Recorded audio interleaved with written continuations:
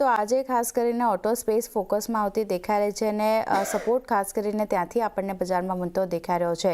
છેલ્લા 2 દિવસની જો વાત કરી લઈએ તો ઓટો ઇન્ડેક્સ લગભગ 6% જેટલો વધ્યો છે. શું છે તેજીના કારણો જાણીએ સહયોગી ચાંદની શુક્લા પાસેથી.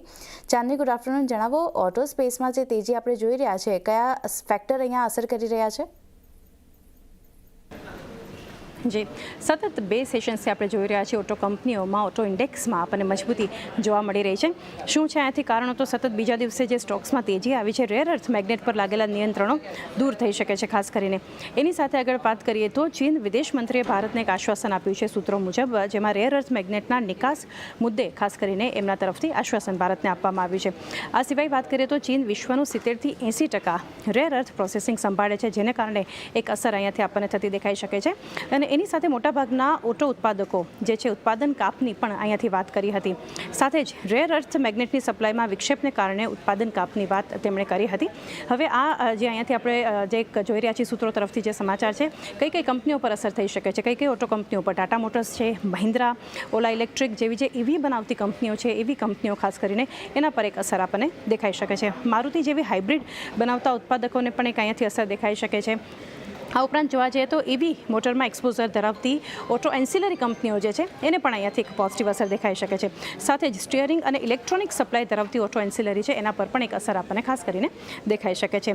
હવે અન્ય આ સેક્ટર માટે કંપનીઓ માટે તેજીના શું કારણો છે? તો મોટાભાગના સેગમેન્ટમાં GST દર ઘટવાની આશા છે, એ આપણે જાણીએ છીએ. જાહેરાત બાદ એક પોઝિટિવિટી દેખાય છે અને તહેવારો પહેલાં માંગમાં વધારો થવાની પણ એને કારણે એક આશા બનતી દેખાડી રહી છે. તો આ બધા કારણો છે કે જેના લીધે સતત બીજું સેશન છે કે ઓટો કંપનીઓમાં આપણને એક તેજી જોવા મળી રહી છે. જી, આભાર ચાંદની આપનો સમગ્ર માહિતી આપવા માટે. તો જે રીતે જોઈ રહ્યા છે, રેર અર્થ મેગ્નેટ્સ પર ખાસ કરીને લાગેલા જે નિયંત્રણો છે તે અહીંયાથી દૂર થતા જોવા મળી શકે છે. એને કારણે એક ફોકસ અહીંયા ફરી એકવાર ઓટો સેક્ટર માટે બનતું દેખાઈ રહ્યું છે. સોમલજી, જે રીતે જોઈ રહ્યા છે, ગઈકાલે પણ ઓટો સ્પેસ ફોકસમાં હતું. ખાસ કરીને મારુતિ સુઝુકીમાં નવા 52 વીક હાઈના લેવલ્સ બનતા જોયા. કાલે આજે ટાટા મોટર્સ એક ફોકસમાં આવતું દેખાઈ રહ્યું છે. અહીંયા ખાસ કરીને 100 દિવસની મૂવિંગ એવરેજ અને 50 દિવસની મૂવિંગ એવરેજ ની ઉપર કામકાજ થતું દેખાઈ રહ્યું છે. હાઈ બન્યા હતા 703ના, અત્યારે ખાસ કરીને ટાટા મોટર્સમાં 700ના સ્તરની પાસે કામકાજ જોઈ રહ્યા છે. આ સ્પેસને કઈ રીતે જોઈ રહ્યા છો? ઓટો ઇન્ડેક્સમાં કઈ રીતે વ્યૂ, અને ખાસ કરીને અત્યારે જે રીતે તેજી અહીંયા બનતી દેખાઈ રહી છે, કયા પ્લેયર્સ પર ધ્યાન રાખવું?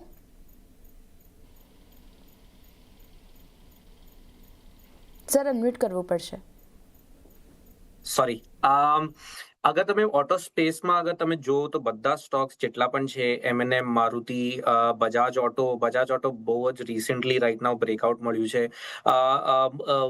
બીજા બધા TVS મોટર્સ, આ બધા જ સ્ટોક્સ 200 ડેલી એક્સપોનેન્શિયલ મૂવિંગ એવરેજની ઉપર ચાલી રહ્યા છે, 20-40 ડેલી મૂવિંગ એવરેજની ઉપર ચાલી રહ્યા છે. Only and only Tata motors છે એ 200 ડેલી એક્સપોનેન્શિયલ મૂવિંગ એવરેજની નીચે ચાલી રહ્યો છે. એટલે એને છોડીને મને લાગે છે કે જેટલા પણ બીજા સ્ટોક છે, જેવી રીતે હીરો મોટોકોર્પ છે અને બજાજ ઓટો, બહુ રિસેન્ટલી લાસ્ટ 1-1.5 મહિનામાં રિવર્સલ દેખાયેલું છે અને સારા બ્રેકઆઉટ્સ મળ્યા છે.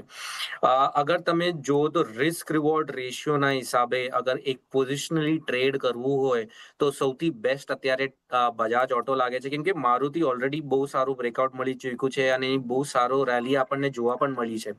અને અગર તમે જુઓ તો ઇવન શું કહેવાય, TVS મોટર્સ યા M&M, એની અંદર પણ બહુ સારી રેલીઝ જોવા મળી છે. પણ બજાજ ઓટોમાં અહીંયાથી બહુ જ સારું રિસ્ક રિવોર્ડ રેશિયો છે, કેમ કે આની અંદર ઉપરમાં ચાલવા માટે હજી જગ્યા બચી છે. 200 ડેલી એક્સપોનેન્શિયલ મૂવિંગ એવરેજ છે અરાઉન્ડ 8,513. આ એક ક્રુશિયલ સપોર્ટ છે. એની નીચે થોડુંક એવો સ્ટોપ લોસ રાખી અને મને લાગે છે એક પોઝિશનલી આની અંદર ટ્રેડ કરી શકાય એમ છે. અને પહેલો ટાર્ગેટ બજાજ ઓટોમાં 9,180 ની આસપાસ એક પહેલો ટાર્ગેટ આવશે ઇન ધ શોર્ટ ટર્મ, અને મીડિયમ ટર્મમાં એક ટાર્ગેટ 10,000 ની આસપાસનો બને છે ફોર બજાજ ઓટો. એટલે રિસ્ક રિવોર્ડના હિસાબે Bajaj Auto is my favourite pick at this point of time in auto pack.